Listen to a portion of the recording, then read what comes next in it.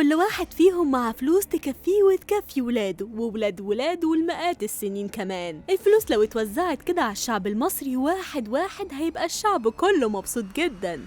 قائمة متداولة لأغنى أغنياء مصر. يا ترى مين هم الأغنياء دول؟ مين أغنى واحد فيهم؟ كل ده وأكتر هنعرفه مع بعض في الفيديو ده.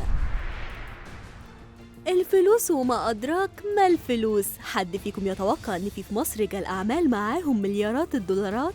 خدوا بالكم، بقول مليارات الدولارات مش بالجنيه، طبعا الفرق واضح وانتم أكيد عارفين. الحقيقة اتضح إن مصر فيها رجال أعمال معاهم مليارات الدولارات فعلا، فلوس بالكوم كسبوها، وده نتيجة تعبهم وشطارتهم في العمل والاستثمارات في مصر وعدد كبير من دول العالم. أول رجال الأعمال الكبار دول واللي معاه فلوس كتير يعتبر أغنى واحد فيهم هو رجل الأعمال ناصف ساويرس، مالك نادي ستون فيلا الإنجليزي. ناصف هو أغنى راجل في مصر عموما خلال الفترة دي، مع صافي ثروة تقدر ب7.5 مليار دولار أمريكي، وده وفق مجلة CEO وورلد الأمريكية عن قائمة الشخصيات الأكثر ثراء في مصر. يجي على طول بعد ناصف ساويرس في قائمة الأغنياء دول رجل الأعمال محمد منصور بثروة تقدر 306 مليار دولار.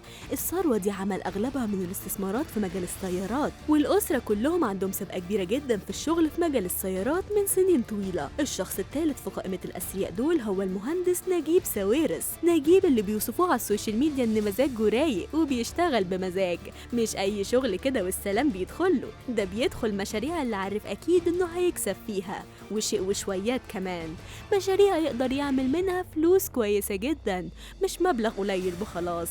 نجيب ساويرس وفقا للتقارير فهو معاه حاليا ما يزيد عن 3.3 مليار دولار، كلهم دولارات غير الفلوس المصري اللي معاه، غير الذهب والألمازات والحاجات دي طبعا. اللي بيجي بعد نجيب ساويرس على طول قائمة أغنى رجل في مصر هو يوسف منصور، ده معاه 1.5 مليار دولار. واللي بعده برضه من نفس العيلة ياسين منصور مع 1.3 مليار دولار. وزي ما قلت لكم من شوية العائلة دي أغلب شغلها في مجال السيارات، أما التصنيع أو التجميع والتوزيع والحاجات دي كلها. دلوقتي بقى بعد ما خلاص ذكرت لكم أغنى 5 رجال أعمال في مصر، هذكر لكم بالتفصيل أول واحد في القائمة دي عمل الفلوس إزاي. يمكن حد فيكم يقدر يعمل زيه في المستقبل.